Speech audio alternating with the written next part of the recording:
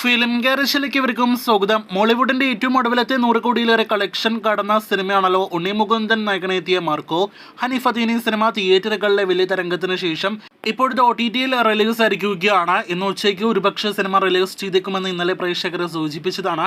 ഇപ്പോഴത്തെ അതുപോലെ തന്നെ ഇന്ന് ഉച്ചയ്ക്ക് ശേഷം സിനിമ സോണി ലെവലിലൂടെ OTT റിലീസ് ആയിരിക്കുകയാണ്. മലയാളം, തമിഴ്, തെലുഗു, കന്നഡ ഉൾപ്പെടെയുള്ള ഭാഷകളിൽ സിനിമ ലഭ്യമാണ്. ഹിന്ദി ഭാഷയിൽ സിനിമ OTT റിലീസ് ചെയ്തിട്ടില്ല. മാർക്കോയുടെ എക്സ്റ്റൻഡഡ് വെർഷനായിട്ട് ഒരുപാട് പ്രേക്ഷകർ കാത്തിരിപ്പിലായിരുന്നല്ലോ.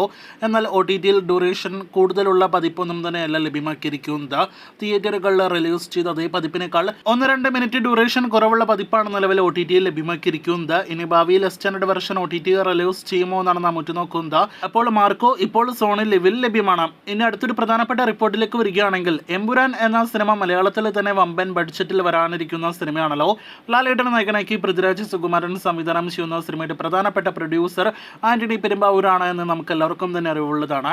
മലയാള സിനിമ ഇൻഡസ്ട്രിയിൽ 25 വർഷത്തെ പരിചയമുള്ള ആന്റണി പെരുമ്പാവൂർ ഇപ്പോഴത്തെ ഇന്ന് ശക്തമായ ഒരു ഫേസ്ബുക്ക് പോസ്റ്റുമായിട്ട് രംഗത്തെത്തിയിരിക്കുകയാണ്. അത് നിർമ്മാതാവ് G. സുരേഷ് കുമാർ കഴിഞ്ഞ ദിവസങ്ങളിൽ പുറത്തുവിട്ട അദ്ദേഹത്തിന്റെ പല പ്രസ്താവനകൾക്കെതിരായിട്ടാണ്. കഴിഞ്ഞ ദിവസം പ്രസ് മീറ്റിൽ സുരേഷ് കുമാർ പറഞ്ഞ ജൂൺ 1 മുതലുള്ള സിനിമാ സമരത്തെ ശക്തമായി എതിർക്കുകയാണ് ആന്റണി പെരുമ്പാവൂർ. നടന്മാർ സിനിമ നിർമ്മിക്കേണ്ട, ഒരു മലയാളം സിനിമയ്ക്കും 100 കോടി കളക്ഷൻ ഇല്ല തുടങ്ങിയ പ്രസ്താവനകളെയും ആന്റണി പെരുമ്പാവൂർ നല്ല രീതിയിൽ വിമർശിക്കുന്ന ഒരു കാഴ്ച കണ്ടു. എന്തായാലും ആന്റണിയുടെ പോസ്റ്റ് മിനിറ്റുകൾക്കുള്ളിൽ സോഷ്യൽ മീഡിയയിൽ തരംഗമാകുകയും പൃഥ്വിരാജ്, ഉണ്ണി മുകുന്ദൻ, അജു വർഗീസ് തുടങ്ങിയ മലയാളത്തിലെ പ്രമുഖ നടന്മാരെല്ലാം തന്നെ അത് പങ്കുവയ്ക്കുകയും സപ്പോർട്ട് ചെയ്യുന്നൊരു കാഴ്ച കണ്ടു.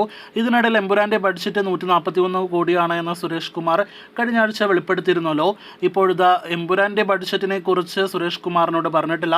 മുഴുവൻ വർക്കുകൾ ഇനിയും പൂർത്തിയാവാത്ത ഒരു സിനിമയുടെ ചെലവിനെ പറ്റി പൊതുവേദിയിൽ പരസ്യ ചർച്ചയ്ക്ക് വിധേയമാക്കുന്നത് എന്തിനാണ് എന്ന് കൂടി ആന്റണി ആ ഒരു പോസ്റ്റിൽ ചോദിക്കുന്നുണ്ട്. ആകെ മൊത്തത്തിൽ നോക്കുകയാണെങ്കിൽ നിർമ്മാതാക്കളുടെ സംഘടനയ്ക്കുള്ളിൽ തന്നെ അഭിപ്രായ വ്യത്യാസമുണ്ട് എന്ന് ഈ റിപ്പോർട്ടിൽ നിന്ന് വ്യക്തമാകുന്നു. അടുത്ത ദിവസങ്ങളിൽ G. സുരേഷ് കുമാറിന്റെ മറുപടിയും പ്രതീക്ഷിക്കാം. കാത്തിരിക്കൂ കൂടുതൽ വാർത്തകൾക്ക്.